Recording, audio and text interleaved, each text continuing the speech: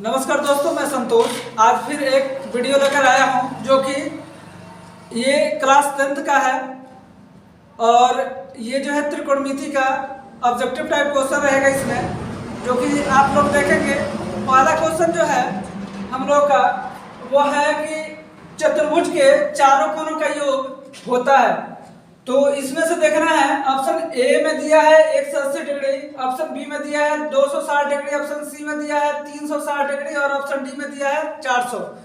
इसमें हम लोग जानते हैं कि चतुर्भुज का चारों कोणों का योग जो होता है वो कितना होता है, 360 डिग्री होता है। तो ये आपका ऑप्शन नंबर सी हो जाएगा, सही हो जाएगा। हाँ, तो अगला क्वेश्चन देखेंगे। अगला क्वेश्चन जो बोल रहा है कि दो समरूप त्रिभुज के क्षेत्रफलों का अनुपात 9:4 है, तो उनकी संगत ऊंचाइयों का अनुपात ज्ञात करना है। इस प्रकार का क्वेश्चन बहुत आसान क्वेश्चन रहता है, जो कि इसमें हम लोग देखेंगे कि क्षेत्रफल का अनुपात अगर दिया हुआ है और ऊंचाइयों का अनुपात पूछ रहा है, तो उसके लिए सिंपल सा ज्यादा कुछ करना नहीं है, रूट चढ़ा देना है, आंसर आ जाएगा। खैर, अब उसके बाद जो है अगर ऊंचाइयों का अनुपात दिया हुआ है और क्षेत्रफल का अनुपात अगर पूछेगा तब क्या करेंगे, वो अगला क्वेश्चन बताएंगे। जो कि इसको सबसे पहले हम लोग देखेंगे कि क्षेत्रफल का अनुपात दिया हुआ है, तो यहां पर लिखेंगे कि क्षेत्रफल का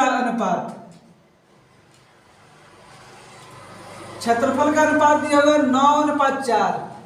ऊंचाइयों का अनुपात पूछा हुआ है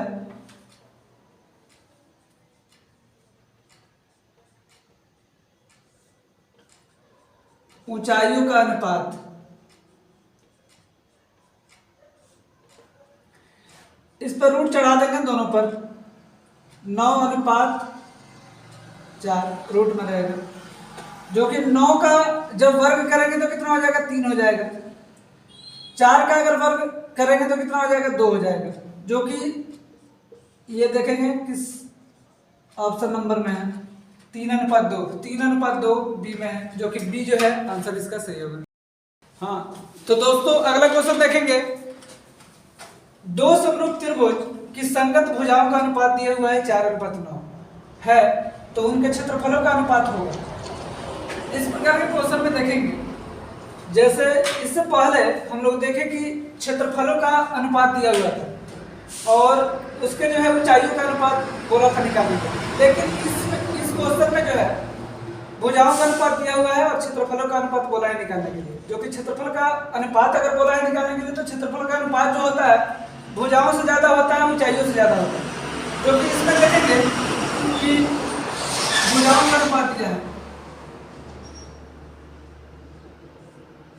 भुजाओं का अनुपात दिया हुआ है 4:9। क्षेत्रफलों का अनुपात निकालना है।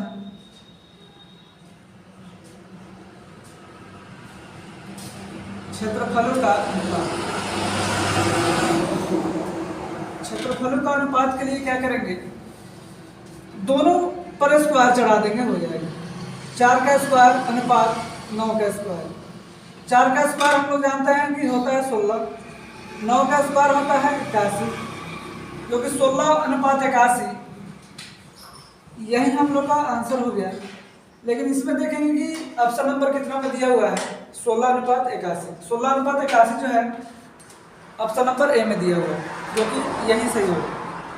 हाँ, तो अगला क्वेश्चन देखेंगे कि दिया हुआ है यदि दो समरूप त्रिभुजों की संगत भुजाओं में 3:4 का अनुपात है, तो उनके परिणामों का अनुपात होगा। अगर परिणामों का अनुपात अगर पूछा है और भुजाओं का अनुपात दिया हुआ है, तो इसमें देखेंगे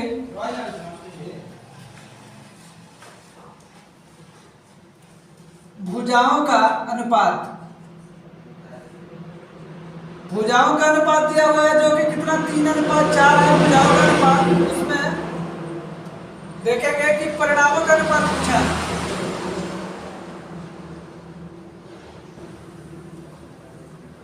परिणामों का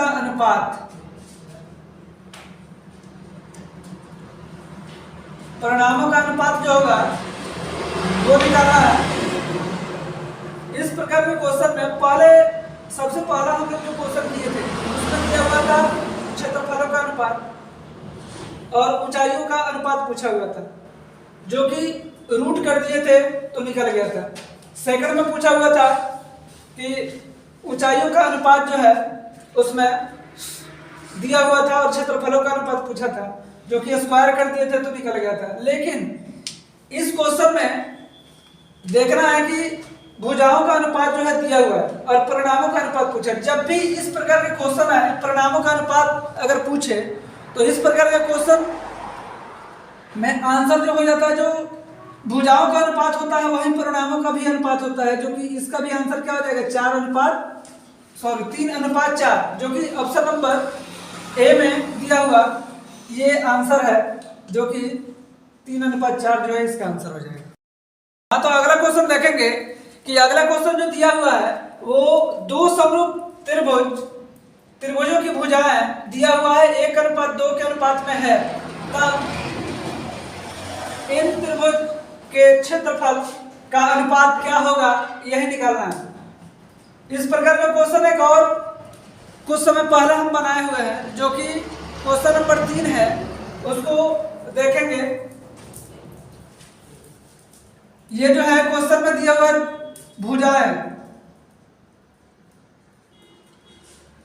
भुजाओं का अनुपात दिया हुआ है 1:2। पूछा है क्या क्षेत्रफल का अनुपात। क्षेत्रफल का अनुपात जो पूछा है, तो इससे पहले जो 3 नंबर हम लोग क्वेश्चन बनाए थे उसमें क्या किए थे, क्षेत्रफल का अनुपात निकालने के लिए स्क्वायर कर दिए थे। इसको भी सेम प्रोसेस करेंगे, जो कि 1 का स्क्वायर कर देंगे, उसके बाद जो है 2 का भी स्क्वायर कर देंगे। 1 का स्क्वायर हम लोग जानते हैं 1 ही होता है, 2 का स्क्वायर हो जाता है 4 हो जाता है, जो कि हो जाएगा 1:4, जो कि इसका जो है 1:4 इसका आंसर हो जाएगा। हाँ, तो अगला क्वेश्चन देखेंगे कि अगला क्वेश्चन जो है बोल रहा है कि दो समरूप त्रिभुज के क्षेत्रफल का अनुपात 16:81 है, तो भुजाओं का अनुपात बोल रहा है निकालने के लिए, जो कि इससे पहले भी हम लोग ये एक और क्वेश्चन इसी से रिलेटेड बनाए हुए हैं, जो कि इस क्वेश्चन को देखेंगे। क्षेत्रफल का अनुपात जो दिया हुआ है, क्षेत्रफल का अनुपात है 16:81। पूछा है कि भुजाओं का अनुपात ज्ञात करें। भुजाओं का अनुपात अगर बोलेगा तो क्या करेंगे, रूट कर देंगे, केवल हो जाएगा 16:√16 √81 √16 अगर रूट हटाएंगे तो ये हो जाएगा 4। 81 पर अगर रूट हटाएंगे तो कितना हो जाएगा 9, जो कि 4:9 जो है यहाँ पर आंसर होगा। 4:9 जो है ये हम लोग देखेंगे ऑप्शन नंबर सी में ये आंसर है। हाँ, तो अगला क्वेश्चन देखेंगे कि अगला क्वेश्चन जो है कि किसी त्रिभुज में दो कोणों का योग तीसरे कोण के बराबर है। यदि दो कोणों का अंतर 30 डिग्री है तब त्रिभुज के कोण है। जो कि इस प्रकार का अगर क्वेश्चन आए तो ये बहुत आसान क्वेश्चन होता है, ये कॉमन सेंस वाला क्वेश्चन होता है, जो कि इसमें देखेंगे कि ये ऑप्शन के अनुसार बन जाएगा। सबसे पहले ऑप्शन के अनुसार हम लोग देख लेते हैं, जो कि ऑप्शन के अनुसार जो बोला है कि किसी त्रिभुज में दो कोणों का योग तीसरे कोण के बराबर है। इसमें देखेंगे दो कोणों का योग यानी 30 और 60, ये दो कोणों का योग कितना है 60, 30, 90। ये तीसरे कोण के क्या है बराबर है। दो को जो त्रिभुज है दो कोण जो है उसको जोड़ने के बाद तीसरे के बराबर आ जा रहा है, जो कि बोला है कि किसी त्रिभुज में दो कोण का योग तीसरे कोण के बराबर है। यहां तक सही है। उसके बाद यदि दो कोणों का अंतर 30 हो, दो कोणों का अंतर 30 भी चाहिए, तब क्या हो जाएगा त्रिभुज के कोण होगा। तो दोनों में अंतर अब चेक कर लेते हैं, जो कि 30 और 60 का अंतर कितना होगा, 30 डिग्री। फिर 60 और 90 के बीच का अंतर कितना हो जाएगा, 30 डिग्री। जो कि जो बोला है क्वेश्चन में वो हम लोग को फुलफिल हो रहा है ऑप्शन नंबर ए में, जो कि इसका ऑप्शन नंबर ए जो है ये सही होगा। 30 डिग्री, 60 डिग्री और 90 डिग्री। हाँ, तो अगला क्वेश्चन देखेंगे कि अगला क्वेश्चन जो बोल रहा है वो जो है यदि L समांतर M है तब A का मान होगा। यहाँ पर A का मान ज्ञात कर देना है, जो कि इसमें दिया हुआ भी है। इसको पहले समझेंगे, जो फिगर दिया हुआ है उसको पहले समझेंगे। ये दोनों एकांतर कोण है। एकांतर कोण जो होता है आपस में क्या होता है, बराबर होता है। जो कि एकांतर कोण दिया हुआ है 3A प्लस के 60, नीचे दिया हुआ है 4A प्लस के 40। दोनों आपस में जब बराबर होता है तो दोनों को बराबर कर लेंगे। बराबर करने के बाद जो आंसर आएगा वो देखते हैं। यहां पर 3A प्लस के 60 बराबर 4A प्लस के 40, ये दोनों आपस में बराबर कर दिए। अब यहां पर देखेंगे समान चर को एक जगह कर लेंगे, जो कि समान चर कौन सा है, यहाँ पर 60 जो है और 40 जो है ये समान चर हुआ। यहाँ पर 3A को इधर ही लाना है, 3A 4A को इधर लाए, इधर प्लस में है, इधर आके माइनस में हो जाएगा। जो कि 4A इधर आके माइनस में हो गया। 3A अपना जगह पर है, उसके बाद इधर आके 4A जो है माइनस में हो गया बराबर। इधर ध्यान देंगे 40, 60 को जब उधर ले जाएंगे तो क्या हो जाएगा, माइनस में हो जाएगा, क्योंकि इधर जो है प्लस में 60। अब देखेंगे कि 3A में से जब 4A घटेगा तो क्या हो जाएगा, माइनस के A हो जाएगा बराबर 60 में से 40 में से जब 60 को घटाएंगे तो कितना हो जाएगा, माइनस के 20 हो जाएगा। जो कि माइनस से माइनस कट गया तो A बराबर जो हो जाएगा 20 डिग्री जो है इसका आंसर हो जाएगा।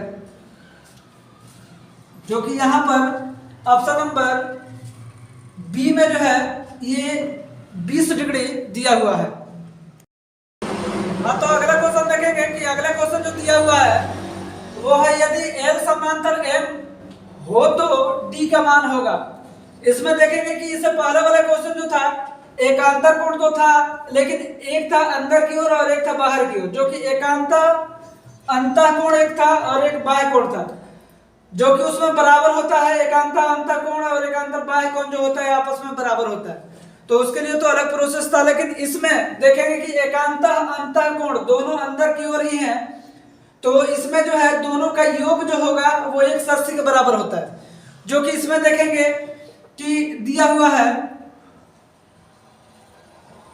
इसमें दिया हुआ है 3D plus 15 plus 2D plus 20, ये 180 डिग्री के बराबर होगा। क्योंकि हम बोला है कि अंतः कोण जो होता है वो दोनों का योग जो होता है 180 डिग्री के बराबर होता है। जो कि यहाँ पर दिया हुआ है कि 3D प्लस 15, 3D प्लस 15 जो है पहला वाला, दूसरा वाला जो दिया हुआ है 2D प्लस 20, 2D प्लस 20 दोनों का योग जो होगा वो 180 डिग्री के बराबर होगा। अब इसमें देखेंगे समान चर को आपस में जोड़ लेते हैं, तो समान चर को जोड़ेंगे तो 3D और 2D तो 5D हो जाएगा। 5D प्लस 50 और 20 70 हो जाएगा, बराबर हो जाता है 180 डिग्री के। 70 को जो है 70 और 180 दोनों एक संख्या है, जो कि 70 को उधर ले जाएंगे तो क्या हो जाएगा, घट जाएगा, इधर प्लस में है उधर जाके माइनस में हो जाएगा।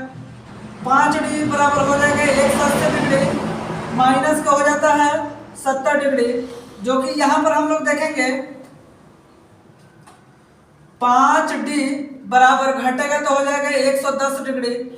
5 को ले जाएंगे उधर का है, D के साथ जो है यहाँ पर गुना में है, तो D बराबर हो गया 110 बट्टे में 5, जो कि 5 दूनी के 10 और 5 दूनी के 10, तो यहाँ D बराबर निकल गया कितना, 22 डिग्री। जो कि यहाँ पर ऑप्शन नंबर सी में देखेंगे कि ऑप्शन नंबर सी जो है इसमें 22 डिग्री है। हाँ, तो अगला क्वेश्चन देखेंगे कि क्वेश्चन बोल रहा है कि किसी त्रिभुज के दो कोणों का योग तीसरे कोण के बराबर है। यदि दो कोणों का अंतर 50 डिग्री है तब त्रिभुज के कोण है। इस प्रकार का एक और क्वेश्चन इससे पहले किए हुए हैं, जो कि इसमें फिर ये जो है ऑप्शन के अनुसार बनेगा, जो कि यहाँ पर बोला है कि किसी त्रिभुज के दो कोणों का योग तीसरे कोण के बराबर है। किसी त्रिभुज के दो कोणों का योग 45 और 90 अगर जोड़ते हैं तो यहाँ पर कितना हो जाता है, 90 हो जाता है। 45 45 90 हो जाता है, जो कि तीसरे कोण के बराबर है। यहाँ तक तो ठीक है, लेकिन फिर बोल रहा है कि दो कोणों का अंतर 50 होना चाहिए। 45 और 45 का अंतर तो 0 हो जाता है, तो ये तो ऑप्शन नंबर ए जो है होगा नहीं। दूसरे नंबर में चलते हैं। बोला है कि किसी त्रिभुज के दो कोणों का योग तीसरे कोण के बराबर है। दो कोणों का योग अगर दो कोण को जोड़ते हैं तो तीसरे के बराबर आना चाहिए। 70 और 20 कितना हो जाता है, 90 हो जाता है, जो कि ये जो है फुलफिल कर रहा है, जो कि 20 और 70 ये दोनों जो है 90। तीसरा कोण जो है हम लोग का कितना हो जाएगा, 90। तीसरा कोण जो है 90। यहां तक तो फुलफिल कर रहा है, लेकिन फिर बोला है कि यदि दो कोणों का अंतर 50 डिग्री है तब त्रिभुज के कोण है। दोनों का अंतर कितना का होना चाहिए, दो कोण का जो अंतर होना चाहिए, इस दो कोण को जोड़े तो 90 आया, जो कि तीसरे कोण के बराबर हो गया। फिर बोल रहा है कि दो कोण का अंतर क्या होना चाहिए, 50 का होना चाहिए, जो कि दो कोण का अंतर भी देखते हैं। दो कोण का अंतर अगर माइनस हम करते हैं, 70 में से जब 20 घटाएंगे तो कितना हो जाता है, 20 हो जाता है, 50 हो जाता है, जो कि ये जो है हम लोग का फुलफिल कर रहा है, जो कि आंसर जो होगा बी हो जाएगा आंसर।